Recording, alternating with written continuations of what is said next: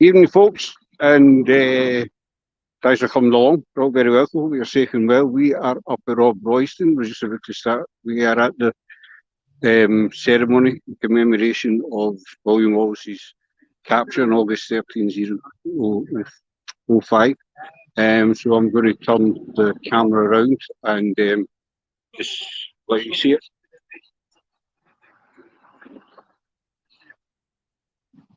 The commemoration marks the disgraceful betrayal capture of the national hero William Wallace.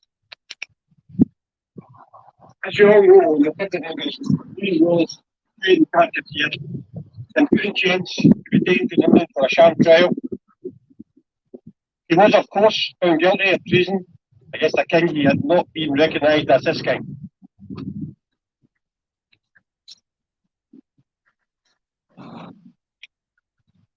We prepared the flag to be raised later in the service. But this is the 4th year before this commemoration to the actual date of Wallace's capture. It's proved to be a good idea, and we wish to thank everyone that's come to give their support to the Society. We'd like to give you all a wee run through on the order of service. Shortly, I'll invite Gordon up to give us the first of his 2 songs. After Gordon, Gary, our convener, will say a few words on behalf of the Society. Our guest speaker is one of the local SNP councillors, Graham Campbell. Some of you may remember Graham from a few years ago. We'll then raise a new saltire, followed by a minute's silence. Then Alex Scullion will play outlawed tunes and outlawed pipes. Stole that for Braveheart. We'll offer the flowers in memory of Sir William Wallace. And to bring things to a conclusion, Gordon will lead us in Scots O'Hay, a song we all know bits of. I always trip myself up, sometimes singing the verses in the wrong order, which is why I've asked my wife to hand out little song sheets. So get louder when you get the chance. Gordon? You're just coming. Is it Gordon?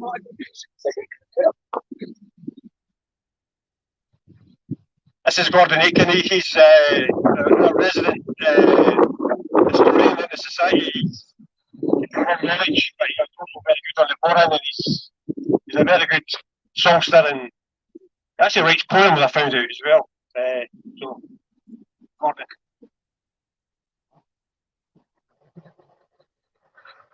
They bump me up too much, George.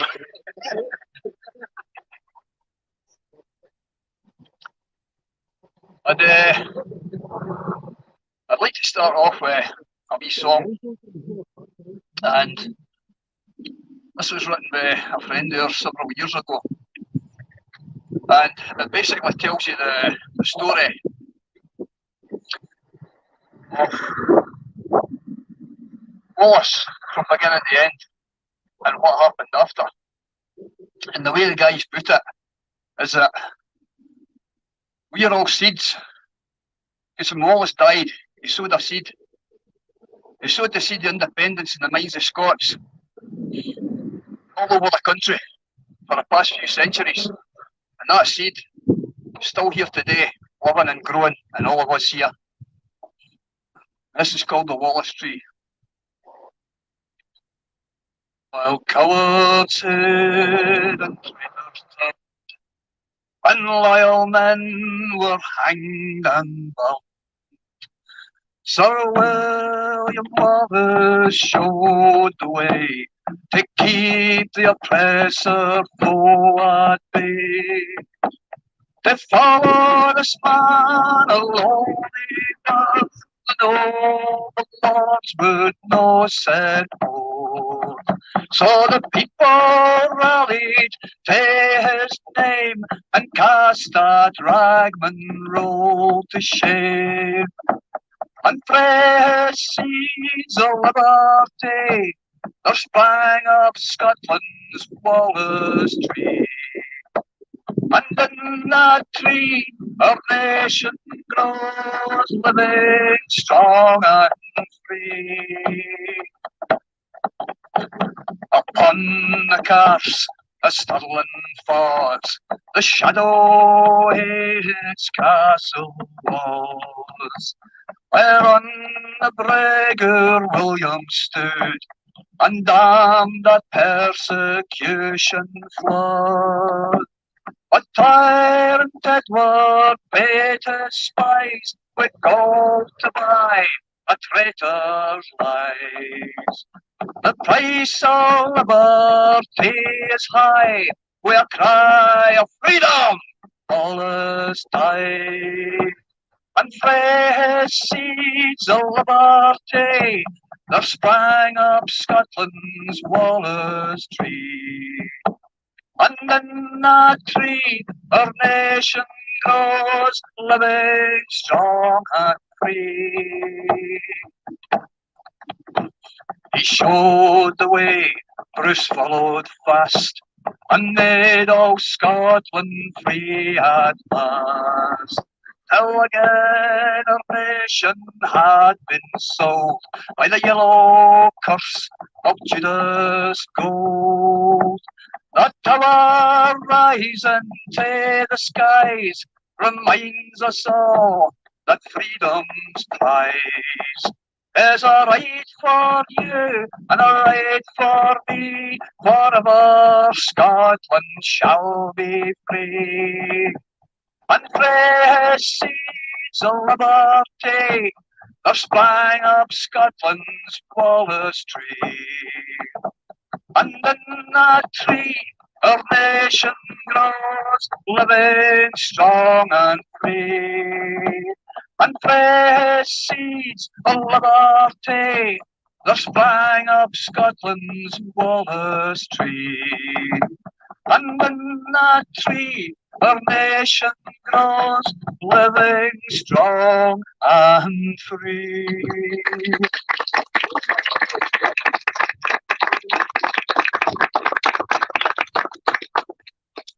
I'm going to detach this because that's what happens.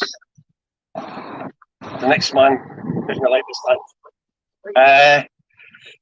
I'm not going to do it without it. Thanks, Gordon. I think that's brilliant what you do here. It's I think you're the third Corey, really. So thanks very much for that. I just introduce Gary Stewart now. He's the convener of Society of William Wallace. Gary. Don't clap. I really feel quite bad the way I'm dressed here, but I finish work at 6:30, and if I get dressed, I haven't been here on time, so that's why I'm dressed like this. First of all, I'd like to say thank you to Paranormal History for doing this live. Excuse me. And I know there's a friend, Patrick, in Liechtenstein, is watching this. So just to say, Patrick, keep well, son, and get back on your feet, and we'll see you soon. So I think he's quite disappointed that he's not here today, to be honest. Thanks very much for that. This place is weird for me because Wallace was captured here, obviously taken down in London for his murder. But for me, we've got David's plaque here. When David did the walk for Wallace, excuse me, in 2005, he left from here as well. And anybody, this was always a small event, wasn't really that big, if I'm honest with you. And George there, doing it now, has totally changed that. So it's a lot better than what it was. So thank you very much for that. But it's where people made their first speech, because you didn't want to go Wallace Day and have about 150, 250 people there to do a speech in front of them. So this is where people always like sort of first started off their speaking. So for me, it's got its good parts of it, but obviously this is like sort of Wallace's sort of last time in Scotland. And I was thinking coming down today with Wallace, I mean, you've got Bonnie Prince Charlie, you've got Robert the Bruce, whatever, but I've been part of the society now for, God, about 25 years now, and whatever we do, whether it's the Bell of the Bray, the Wallace Oak plaques that were built. If you mention the name Wallace, the establishment are still absolutely petrified of him, which I think's for somebody that was sort of murdered 700 plus years ago. The fact that he's still got that influence, excuse me, on the establishment, I think says a lot about him. You then look at the amount of monuments towards Wallace and Longshanks, obviously when he hung drawn and quartered him. That was to destroy Wallace and destroy him as a person. Excuse me. And he didn't do that. He actually made him like Scotland's greatest hero, basically. And I always think it's weird with Longshanks. You've probably got one monument to him, which I think's in Burrell Sands, which I've been to. And the amount of Wallace monuments that we've got, I think Scotland, the whole world, it's scary. And like talking about Patrick as well, he's from Liechtenstein. Now, Patrick's a lovely guy, and anybody that's ever met him and his family, they're just lovely. But without Wallace, we would never have known him. We'd never even ever met him. And all the guys that I've met over the last 25 years of doing this, excuse me, we've all met because of one man, which is William Wallace. So to think somebody was murdered 700 odd years ago, the amount of influence that he's still got in the Scottish people to this day is absolutely frightening. And I think it says a lot about him. But I think it's also down to the fact of the type of person he was. He's not like Robert the Bruce, who was a king, or Bonnie Prince Charlie, that was a prince or a clan chief at that point. With these types of guys, if they said jump, you said how high. You had to do it. You didn't have a choice. The king said we're fine. It's like, okay, big man, we're off. Wallace was like one of us. And I think that's what makes him so enamoured within the Scottish people. Because it's like one of us going into Glasgow, like George Square, and going, right, we're invading, boys, and everybody's going, okay, let's go. Nobody's going to be doing that. So Wallace must have been, I know we all know he was a great fighter, and he was a total patriot, even when he went abroad to fight for Scotland's freedom, not fighting as in fighting, but in a diplomatic level. When he came back, a lot of Scotland at that point had sort of had enough of fighting and were sort of on the English side. But Wallace never changed his belief that Scotland should be an independent country. And I think it's weird with Wallace as well. When we talk about Wallace, we talk about the wars of independence, you're probably thinking that Scotland wasn't an independent country before William Wallace came along. We were going along just greatly, thanks very much, up until Alexander died. So I think the wars of independence, people need to look at it. Scotland was an independent and thriving country well before Longshanks decided to get his hands on us. Now, whether Longshanks knew we'd oil all those years ago, I don't know, or wind farms or something, maybe thought this is a good idea. But I think from Wallace's point of view, he never changed his whole mindset of where he believed that Scotland was. And we should never have known about William Wallace. This guy was trying to be a monk. We should never have known. We should never be reading about him or standing here now with the amount of people here remembering him as to what he did for this particular country. Now, would Robert the Bruce have done what he did after William Wallace was murdered? We'll never know that. It's probably a good chance that he probably might have done, but we don't know that. So for me, without William Wallace, we'd be Northern Britain. We wouldn't be part of Scotland. We wouldn't have the identity that Scotland have got as a nation. And I find it quite scary at times, really. If you look at Scotland as a country, you talk about the kilts, you talk about haggis, talk about the bagpipes. Wherever you go in the world, if people see these things, they know it's Scottish. They know it's Scotland. So why are we so against that? There's countries would thrive and die for the actual culture that Scotland have got that is automatically recognised as Scotland. And I think the likes of Braveheart and why it became so popular is every country's got a William Wallace in their history that somebody's fought and died for their country to be free. And I think that's why Braveheart captured the imagination of the whole world. Is everybody could recognise what it was for in their own country, not just Scotland, but they can recognise somebody in their, like, years ago that actually they were an independent country because of that particular person. And I think that's why Braveheart itself was such a major success.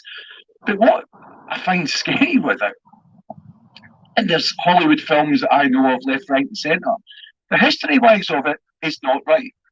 You know, Pearl Harbor, for instance, you know, the history of watching the film, it's a great film and whatever else, but history-wise of it is not right. But I don't see it in the front page of the Scottish newspapers going, Pearl Harbor history, that's total rubbish. You know, this is rubbish, that's garbage, this is no right, this is no right, and this is no right.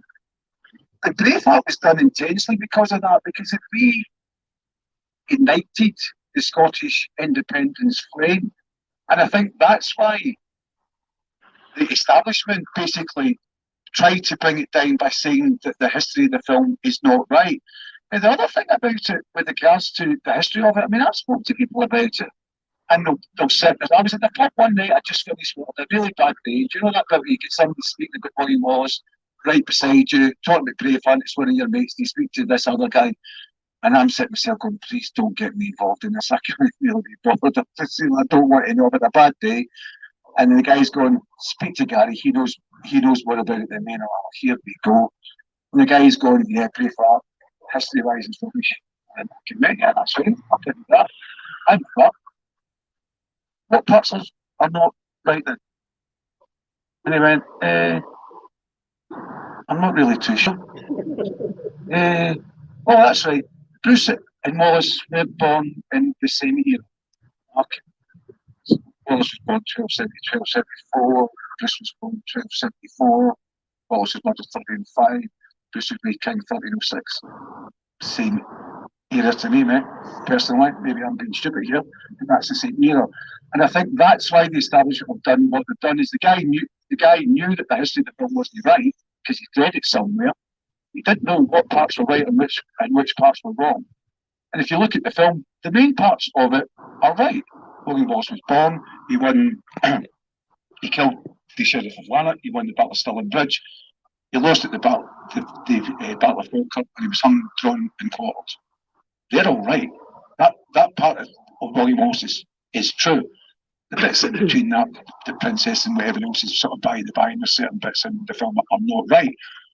But it's down to the fact that the establishment are petrified of him, and I find that if William Wallace was looking down now and looking what's going on in Scotland now, obviously he wouldn't be very happy with the independent young films, but I don't know really how he would feel, because if you think about it, when he was captured here, he was taken down to London, he must have thought he was a failure. He must have thought, I failed my country, Scotland's no longer free, I'm about to get killed, because he obviously knew what was going to happen to him. So he must have thought that he was a failure. And the late great David R. Ross used to say, you wouldn't call Christ a failure, would you? Do you know what I mean? So from William Wallace's point of view, I think it would be quite nice if he came down and just maybe had a wee look. Maybe the boys in Paris could get involved in that one.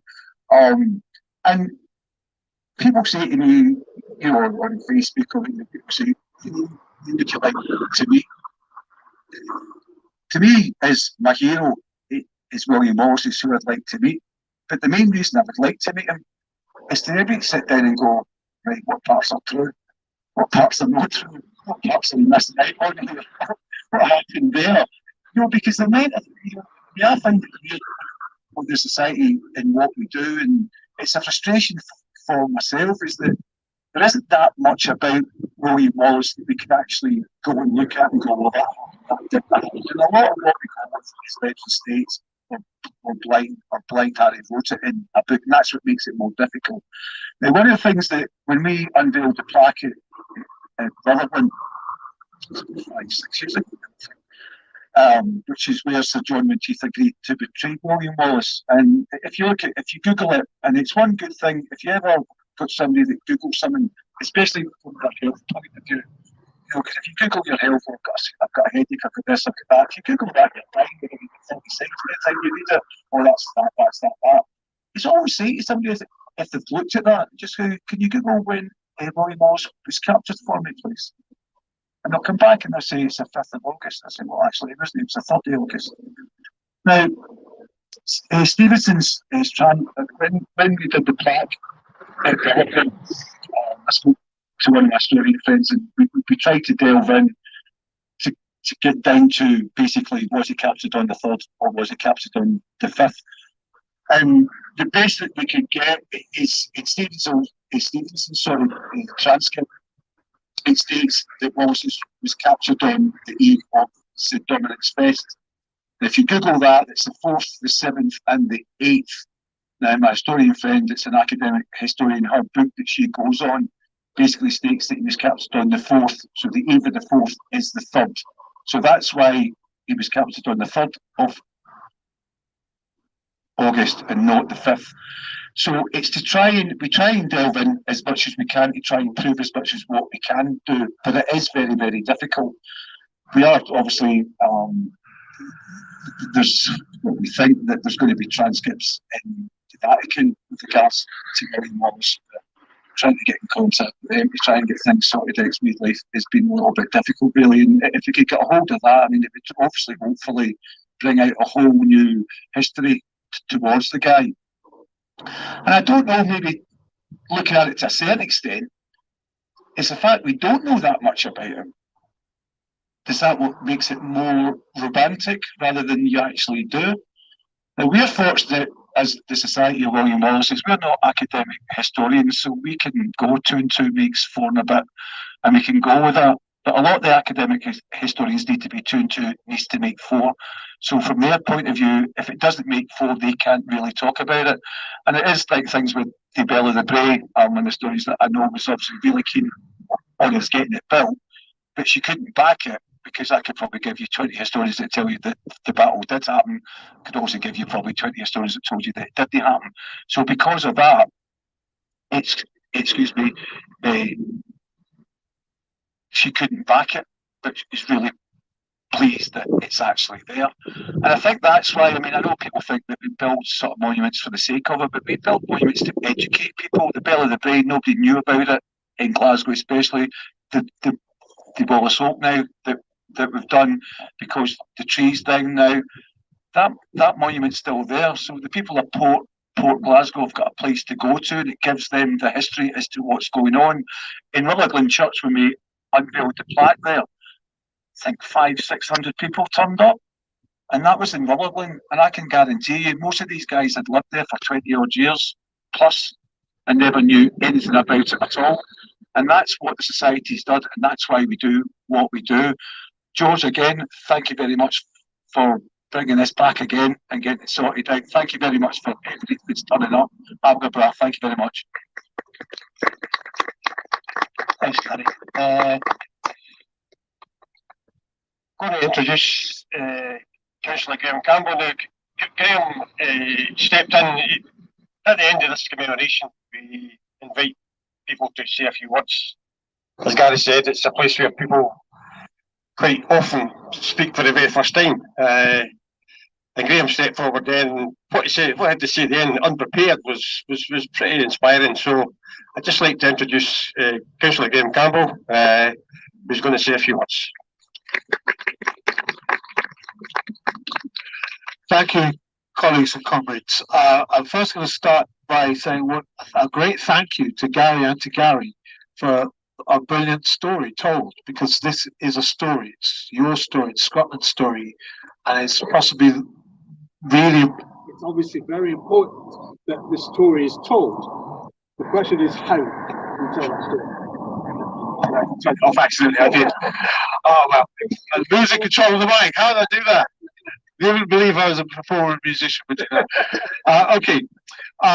So I'm going to say this about what Wallace means to me, because I suppose I started coming to Scotland in 1994, and I met colleagues and comrades are involved in environmental activism, in music, in politics, and gradually, as they made me aware of how different this country was, going to Edinburgh and to Glasgow, and eventually I made the decision I'm going to come here and live.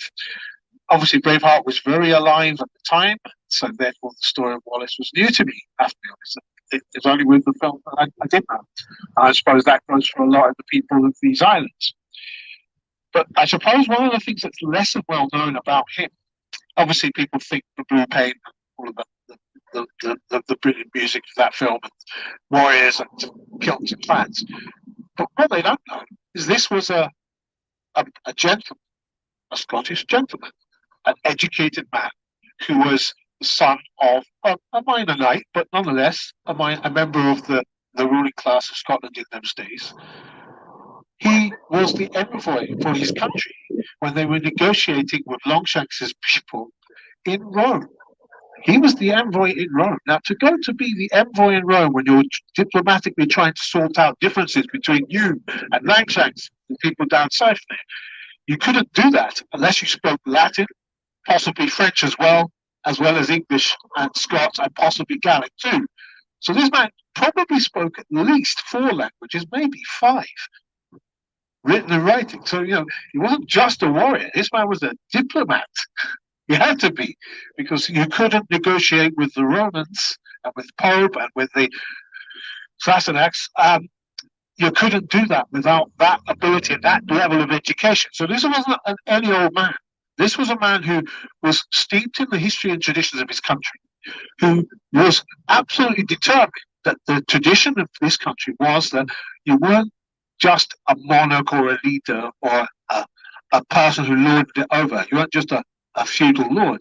You were a custodian of the rights of the people of Scotland. You were king of Scots, not owners of the land like in England, where Longshanks was the owner of the land, therefore of the people, therefore they were in slavery. The concept of Scotland as an independent country, as it had been, as a Nordic country, similar to the countries across the North Sea, that is the connection that Scots have with that tradition, that heritage, that culture about the sovereignty of the people. That is what Wallace means. It is why he is attacked posthumously 700 years after his death, as Gary rightly points out. But one of the places where his record is remembered, interestingly, if you go to Westminster, I don't know if you've ever been there, there's a little gold brass plaque there on the steps of Westminster Hall, the oldest bit of the place. It's where his trial took place. And next to the plaques where it says Charles I was tried, where Nelson Mandela spoke, or Barack Obama spoke, or somebody was coronated, or somebody lied in state, there it says William Wallace was tried. And even though he's their enemy, he has to be remembered. He's there. The fact that he's that powerful a figure in the Scottish imagination, and indeed in the nightmares of the English, is testimony to how powerful his legacy is and was. Now, what does it mean to us now? Obviously, it means many things to all of us, but for me, it's recognizing that Scotland is a country. It is a country with its own destiny, and its own faith, its own traditions, its own culture, and its own values. And we relate to that. And we are determined to restore that lost sovereignty, because although Wallace lost the battle, he knew that there was a war to be fought that would be long gone. He had a legacy to bring down after him. It's why he died so bravely. It's why he left that legacy to us. And it's why eventually the people of Scotland enshrined those principles and those thoughts and feelings about popular sovereignty, about the ordinary rights of ordinary citizens, and enshrined them in the Declaration of Our Birth. They talk about England being the centre of democracy, which is utter nonsense. The fact is, they got the idea from Scots, that the idea that the ordinary person on the land and in the towns was sovereign and citizen and had rights to say and select who their leaders are. That's the most appropriate thing to remember this week, where the so-called leaders down there deciding that they're going to be prime minister think that it's appropriate to not recognise that we have elected leaders with majority support in the population for the right to have a referendum. We got that in 2021, and we're determined that that is the truth and the future for our country, because our people will it so. They have the spirit of Wallace in them. Scots were, hey, we will not let this pass. No English monarch, whether they are cosplay role players of Thatcher in their wildest dreams. I don't care if they were born in Paisley or not, it doesn't matter. They've forgotten that they were Scottish. They've forgotten everything that they could have possibly learned about being here. They must have ignored all the poverty, the deindustrialization, the massive vandalism done while the wealth was looted from this country and the wealth of oil and gas whizzed past the ears of Scots down to London to pay for the city of London to be built up the way it is. Now, I say that as a Londoner, this means I know how to get around down there. But it also means that I have a colleague and valuable friend and comrade who, of course, is here today, who's our local MP, the MP for Springburn and the Glasgow North East, Anne McLaughlin, who is the Justice and Home Affairs. And you've seen her fight line by line, tooth by tooth, every bit of the illiberal legislation around the right to protest, particularly that. Of course, they don't like the idea that a Tartan army might come down to the pitch at Parliament Square and dig it up and bring it back. But I think maybe that's what we have to do now. Because if they won't listen to our politicians and our elections and our votes, then maybe that's what we need to do. Let them try banning 100,000 of us coming down to London and telling them, give our country's freedom back. We demand it. We won't be just coming for the goalposts at Wembley this time. We're coming for the mace at the House of Commons too. We'll take the statues while we're there.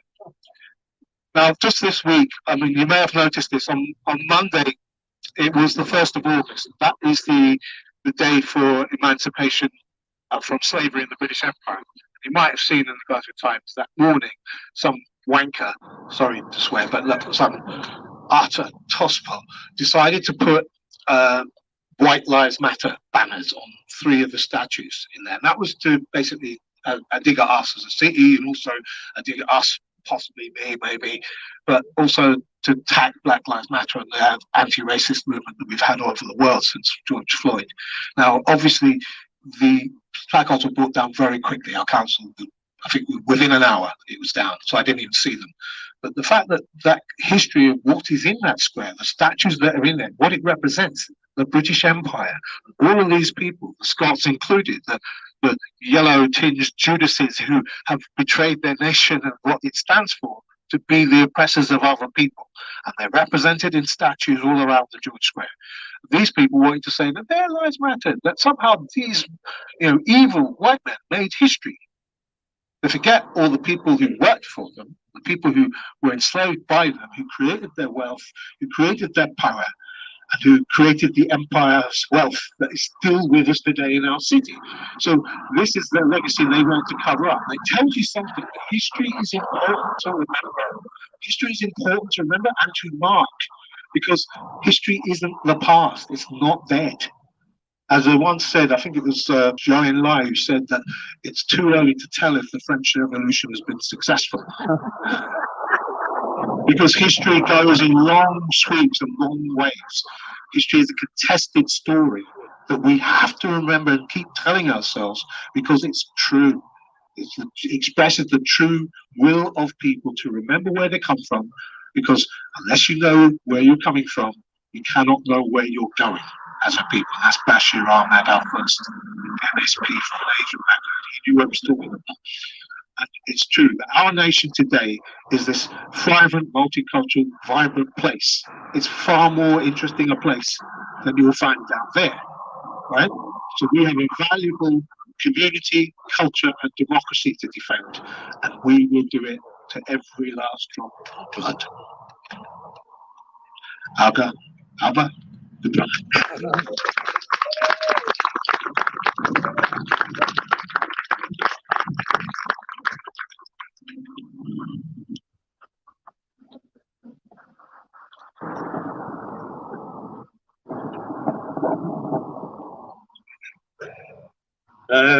What we're going to do now is raise a saltire, and Graham, as our guest speaker, would I like to give you the honour of raising the saltire? Yeah.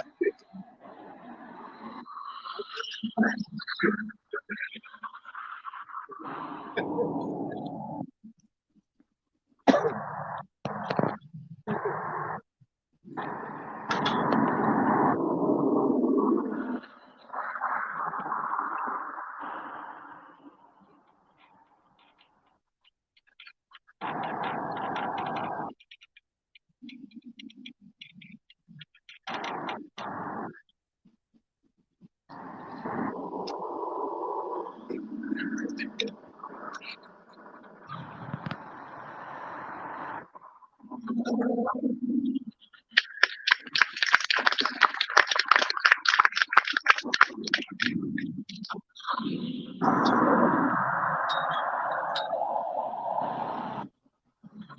is the old tire that was flown here for a year last year. I don't normally know what happens to this, but I think just again, because Graham's he's raised this old tire, I just like to present it to Graham as well.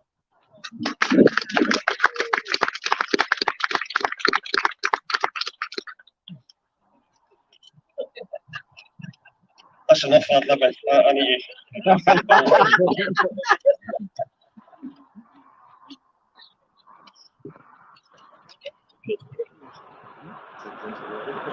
What we're going to do now is have a minute's silence. After the minute's silence, I'd like to ask Alec equipment to play those outlaw tunes on the back page. So, a 1 minute silence, please. Thank you.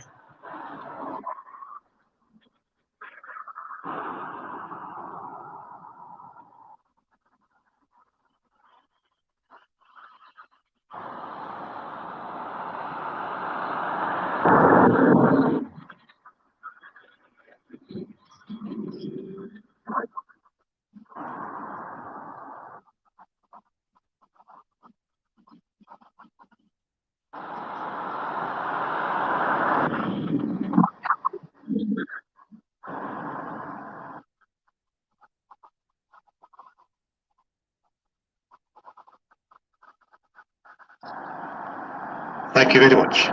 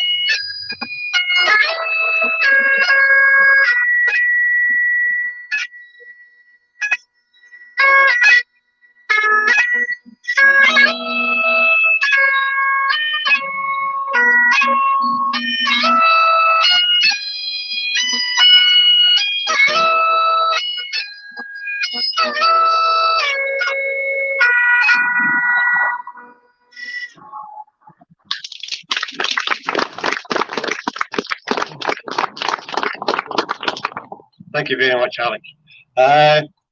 So what I'd like to do now is ask anybody who has any flowers that would like to lay some flowers, just to step forward, just leave them here.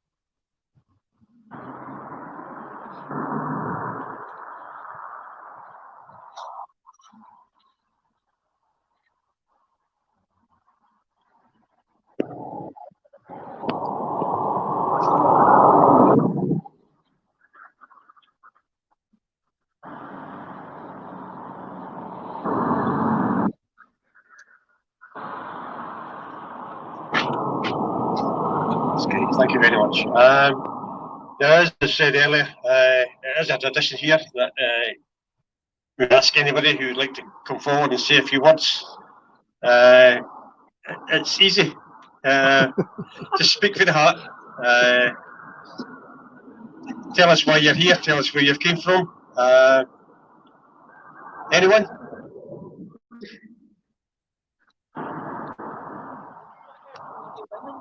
Yeah.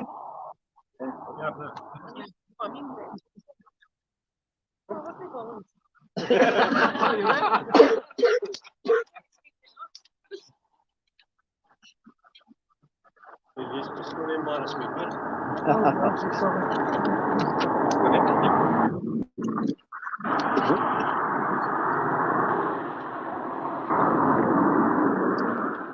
I'll say thank you for William Wallace, what he did for our country, and what people should think of the next referendum. That's it. So thank you, William Wallace.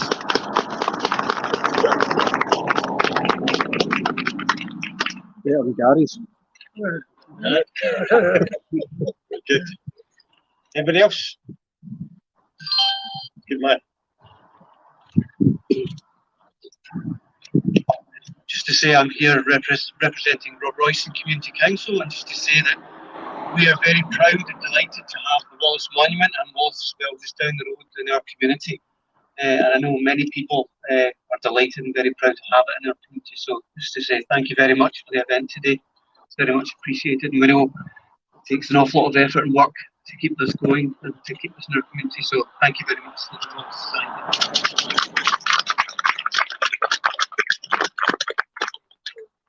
There you go. That was a good result there. We were hoping somebody from the community council would come, so that's fantastic. Thank you very much.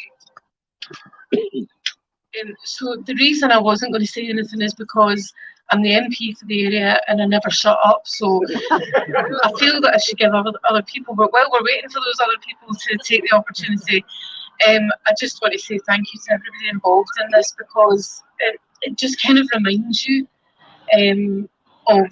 I mean, when you were talking about William Wallace dying, and what would you think now if he was looking down, which is something that when I made my, what they call the maiden speech in Parliament, I talked about the 1820 martyrs, but what would they be thinking? And I talked about William Wallace being taken from here to the place that I have to go to every week in London to be tried. But just thinking about what he would be thinking now, and it kind of made me think of all the family members of mine who would say, look, you know, I don't care when we get independence as long as it's before I die. And some of them have been dead 20, 30 years. And I'm standing there thinking, my goodness, you know, what if we didn't get it in my lifetime? Because that's what all my predecessors in my family used to say, as long as it's in my lifetime. And I'm thinking, next year we've got to do it. We will do it. We absolutely will do it. But we've got to do it because there is no other choice. There is no other option for Scotland. And as Graham said, Graham, my colleague, Graham, I like that he introduced me as a colleague. He'll be making dinner tonight for that. But as Graham, oh, I've actually forgot what I was going to say that he said. Sorry, Graham. But yeah, let's just make sure that we do it. There's so much to do, and there's so many people right now who think they're going to vote no, who aren't going to vote no, because you can just feel it. And I'll just give you a wee bit of insight into Westminster. Forget the MPs from other parties. The staff down there, there are so many people who work in that parliament who really understand what's going on, and they all talk to us about, yeah, we know it's going to happen, we know it's inevitable. And I think, oh, great, you know more than me, but that is the feeling down there, that it's inevitable. And so many of them say, we'll be so sorry to see you go. There's some fantastic people down there, but they get it and they see the way Scotland is going, and none of them really doubt that it will happen. So we should not doubt it. We shouldn't doubt ourselves. And we should remember all the people like William Wallace and all the people that we've lost along the way, including Mr. Ross. And, you know, just do it for them, because, you know, there is no other way. There's no other way for Scotland other than to be independent. See what I mean about talking? Sorry.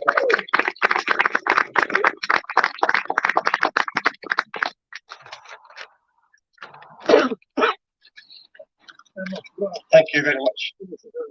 Yeah, there's another one.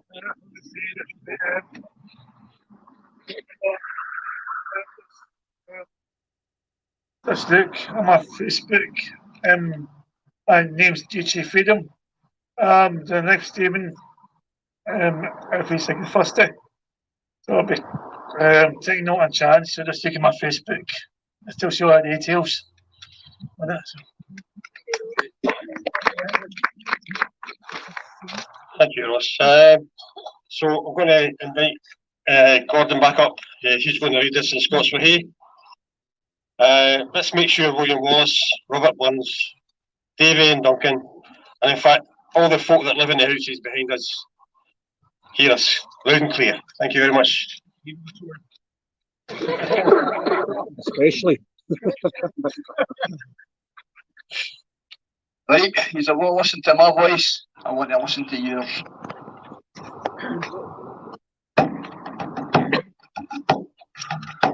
Scots way when Wallace bled, Scots from bruised as our times led. Welcome to your gory bed, or to victory. Now's the day, and now's the hour, see approach the battle line. See approach proud Edward's arm, chains and slavery. All we become name, all can fill a coward's grave. Bossy base as be a slave, let him turn and flee. All for Scotland's king and lord, freedom's sword will strongly draw. Free man stand and free man fall, let him follow me. By oppression's woes and pains, by your sons in servile chains, we will drain our dearest veins, but they shall be free. Heard you suffer low, tyrants fall in every foe, liberties in every blow, let us do our deed. Scots way, with Wallace bled, Scots from bruises our times led. Welcome to your gory bed, oh to victory. Off we get back!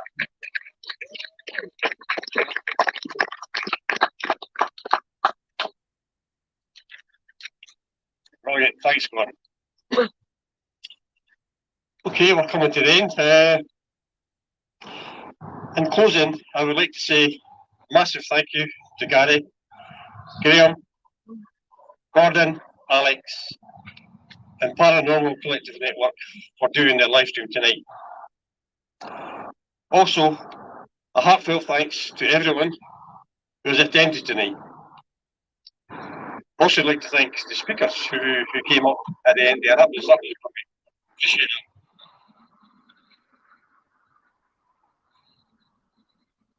We would like to remind you that on the 23rd of August, we have been gathering up at Cambuskenna Abbey on the actual date of Wallace's murder.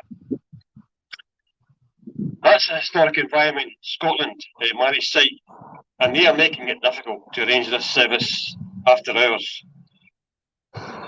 We normally each lay a single white rose in Wallace's memory in the market stone, where Wallace's arm is buried. This service won't be happening this year, but please feel free to go up during their opening hours to lay your tribute. I'll be there at 3 o'clock.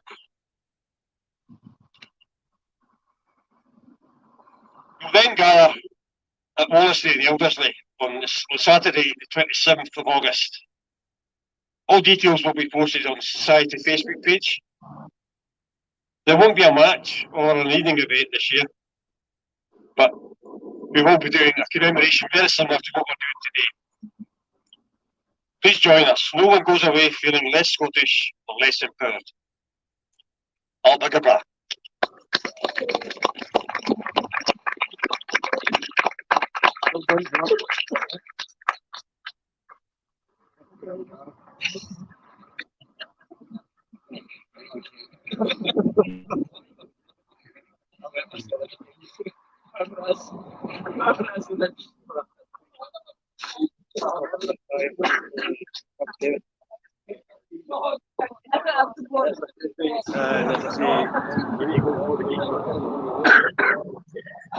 So that's it, folks. Quite a moving and loving ceremony. We hope you enjoyed it as much as we did. This is going to be the start of our Wallace Trail, which we'll do in September. This is the first wee bit. We're going to be back up to Stirling before then to do another couple of bits and pieces. But I think tonight's ceremony just shows the admiration of this man still is still held in. Over 700 years ago, this man was murdered, and today people have gathered here to remember him on the day that he was actually captured. And I think it shows the true spirit of Scots worldwide, just how strong a nation we are. So we're going to cut it here because the weather's going to be a wee bit dodgy, but we thoroughly enjoyed that. And you can watch this on the new page, the Paranormal Collective Network, and also on YouTube if anybody's missed it. So that's just I'll just say a quick hello to Kat, Rigger, Laura, Stephen, and Facebook user for coming in. So we hope you enjoyed it as much as we did. A tribute to a great Scottish hero. And we are going to try and get a couple of interviews with some of the society. We want to say a major thank you to the Society for allowing us to come up and do this live.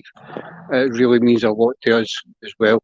So thanks for watching, folks, and we'll see you all very, very soon. Take care. Enjoy your evening.